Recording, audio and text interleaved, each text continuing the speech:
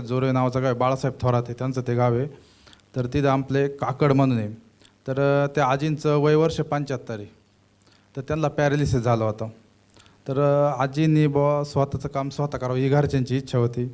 मग त्यासाठी काय करायचं, डॉक्टर तर बोलले आता यांचं काहीच होऊ शकत नाही, तुम्ही त्यांना घरी घेऊन जा आणि त्यांच्या इच्छेप्रमाणे जगू द्या. त्यानंतर मग ज्यावेळेस आम्ही अमृत ज्यूस चालू केलं त्यांना साधारणतः एक 15 ते 20 दिवस गेले. पहिली बॉटल संपली.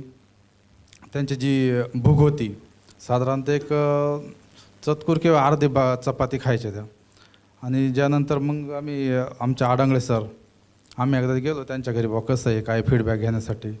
तर भूक तर वाढलेली होती, पण ज्यावेळेस आम्ही स्वतः आलो तर त्या आजी स्वतः चालत आल्या. म्हणजे सांगायला आनंद वाटतो की त्या स्वतः चालत आल्या. त्याच्यानंतर त्यांची भूक वाढली. त्यांचे जे हात आहे फक्त असे बोटांची हालचाल व्हायची, एवढी हात वर जात नव्हते असे.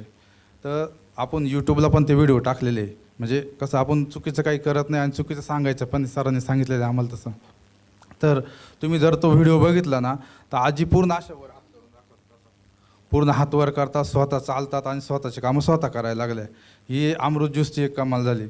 त्याच्यानंतर आम्ही पाथर्डी, अहमदनगर जिल्ह्यातच पाथर्डी आहे, मोठादेवी म्हणून प्रसिद्ध आहे तिथं.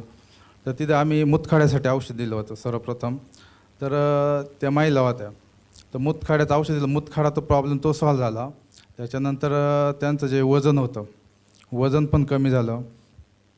त्याच्यानंतर बी पीची गोळी चालू होती त्यांना. म्हणजे आता कसं सांगायला किंवा ऐकायला तुम्हाला म्हणजे योग्य वाटणार नाही का बी पीची गोळी बंद होऊ शकते, पण हे सत्य झालेलं आहे. वाटलं तर आपण त्यांना आपण मोबाईल नंबर देऊ शकतो आपण त्यांना, तुम्ही त्यांच्याशी बोलू पण शकता. म्हणजे असे एक नाही, असे अनेक रिझल्ट आहे.